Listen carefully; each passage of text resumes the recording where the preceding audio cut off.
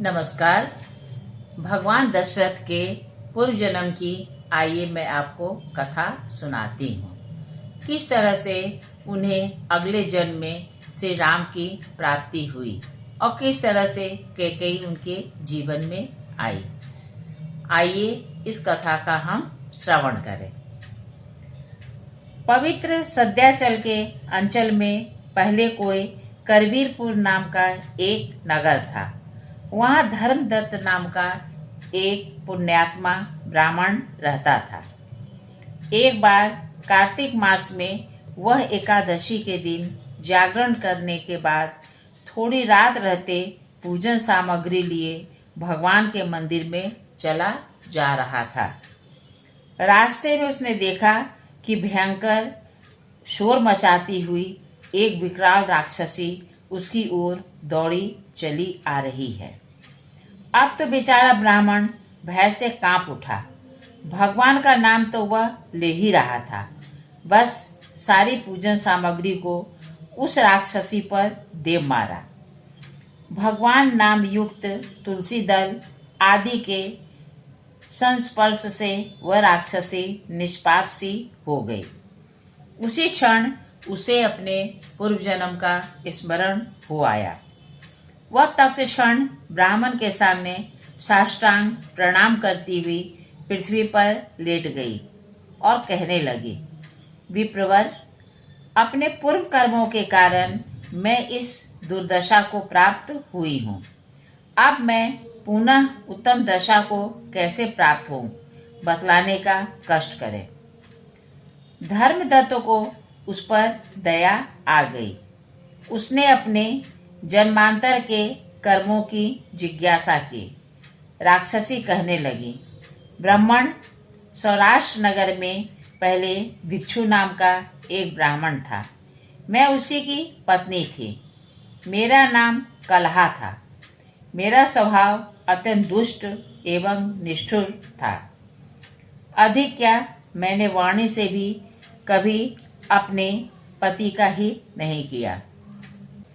भोजन बनाकर स्वयं तो मैं सभी अच्छी वस्तुओं को पहले खा लेती थी, बाद में निस्सार और शिष्ट चीजें अपने पति के भोजन के लिए रख छोड़ती थी।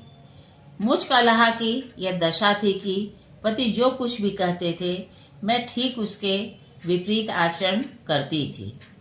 एक दिन मेरे पति ने अपने मित्र से मेरी कथा कही।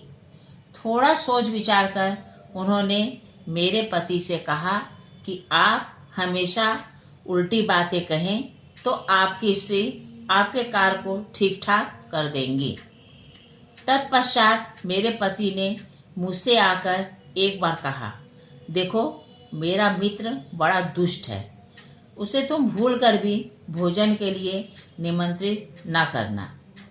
इस पर मैंने कहा, नहीं नहीं, वह तुम्हारा मित्र तो सर्वथा साधु है, मैं आज ही उसे बुलाकर भोजन कराऊंगी। ऐसा कहकर मैंने उसे बुलाकर उसी दिन भोजन कराया। उस दिन से मेरे पति ने सदा उल्टी बात ही कहना आरंभ किया। एक दिन मेरे ससुर का श्राद्ध दिवस आ पहुंचा। मेरे पति ने कहा, प्रिय, मैं पिता का श्राद्ध नहीं करूंगा। मैंने कहा, तुम्हें बार बार धिक्कार है। मालूम होता है तुम्हें पुत्र धर्म की जरा भी परवाह और ज्ञान नहीं है। भला बतलाओ तो, श्राद्ध न करने से तुम्हारी क्या गति होगी। बस मैं तुरंत जाकर ब्राह्मणों को निमंत्रित कर आई। तब मेरे पति ने कहा, प्रिय, बस एक ही ब्राह्मण को भोजन कराना, ज़्यादा मत बुलाना। यह सुनकर मैं 18 ब्राह्मणों को निमंत्रित कर आई। मेरे पति ने कहा, पकवान तुम मत बनाना। बस मैंने पकवान बनाकर रख दिया।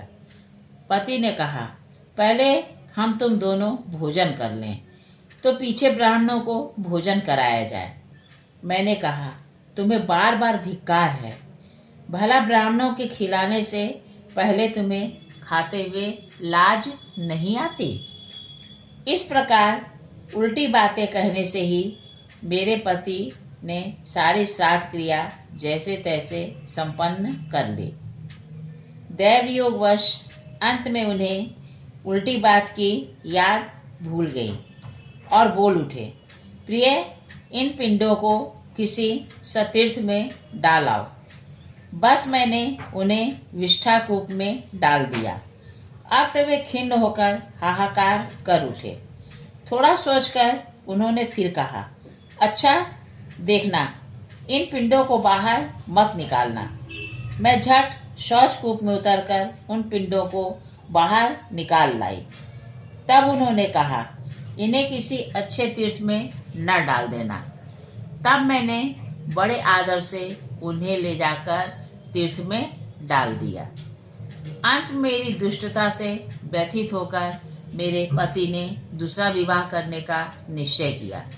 यह सुनकर मैंने जहर खाकर प्राण त्याग कर दिया। तत्पश्चात यमदूत मुझे बांधकर ले गए। यमराज मुझे देखकर चित्रगुप्त से पूछने लगे। चित्रगुप्त ने कहा, इसके द्वारा शुभ कर्म तो कभी हुआ ही नहीं।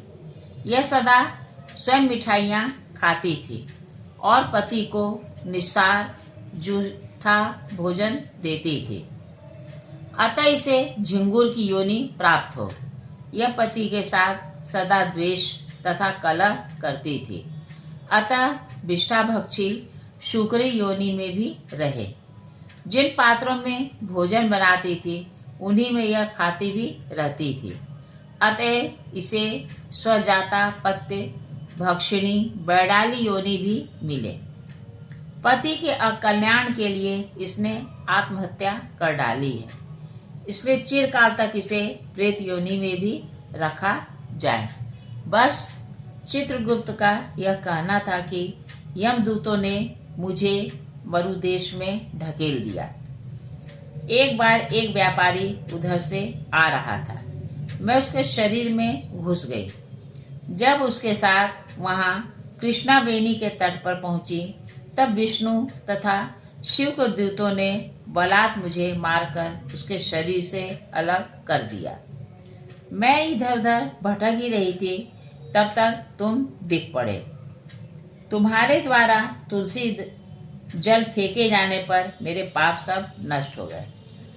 अतः मुनि श्रेष्ठ, मैं तुम्हारे चरणों की शरण में हूँ।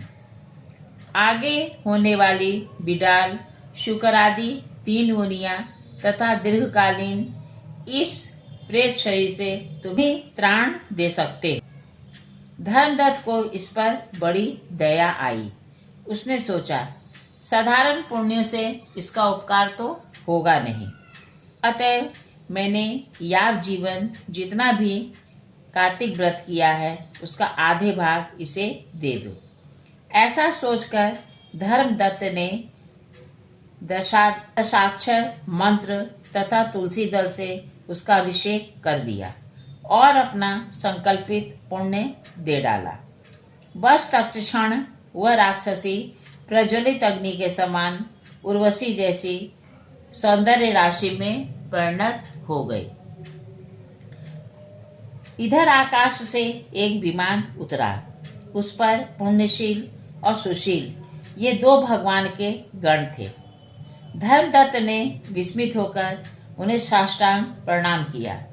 गणों ने उसे उठाकर गले लगाया और धन्यवाद दिया। वे बोले, विप्रश्रेष्ठ, तुम धन्य हो जो दीनों पर इस प्रकार की दया करते हो। तुम्हारी कृपा से इसके सारे पाप नष्ट हो गए।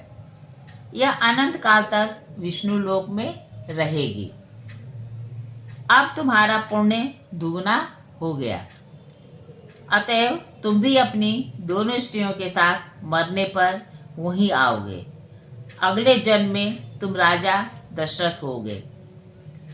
तब तुम्हारी दोनों स्त्रियों के साथ अर्ध पुण्य भागिनी ये स्त्री भी कैकेयी नाम से तुम्हारी स्त्री होगी। वहां भी तुम्हें भगवान पुत्र रूप में प्राप्त होंगे। तदनंतर तुम्हें परम धाम की पुनः प्राप्ति होगी। कहिए मेरे श्रद्धालु श्रोताओं, आपको मेरे द्वारा कही गई यह कथा कैसी लगी। अगर अच्छी लगी है तो कृपया इसे लाइक और सब्सक्राइब करें। नमस्कार।